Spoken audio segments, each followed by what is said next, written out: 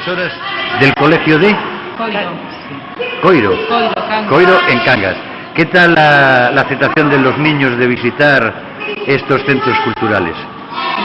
Bueno, les encanta porque aparte están muy motivados porque en traje tienen bastantes contactos con el arte, entonces pues vienen bastante informados, ¿no? ¿Y visitáis el museo?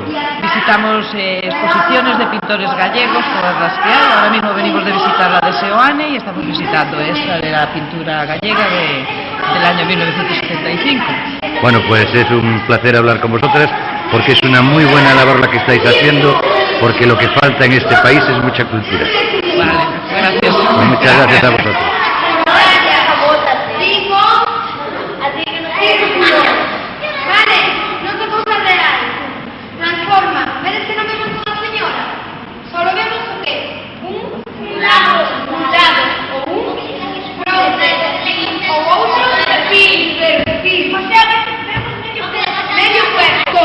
Porque era que cubismo. Muy bien. Vale, pues ¿A vosotros visitar las salas de arte? ¿Os gusta visitar así las salas de arte? ¿Os gustan mucho los pintores? un poco. ¿Solo un poco? ¿No te gusta pintar? Un poco. ¿Y no os gustan los pintores gallegos?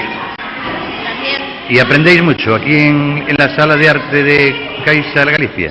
Sí. Sí, ¿o qué fue lo que más te gustó? Los cuadros de Seoane. De Seoane, muy bien. Británica, é realidad ou fantasía? Fantasía. E como está pintado? Con moitas cores ou con poucas? Con poucas. Que tipo de colores? Vivas, bonitas, alegres, verdes. E agora quero como fixeres, mirad. Este pintor que pintou esta borboleta é Souto. A ver. Arturo Souto como pinta. Con manchas ou con líneas?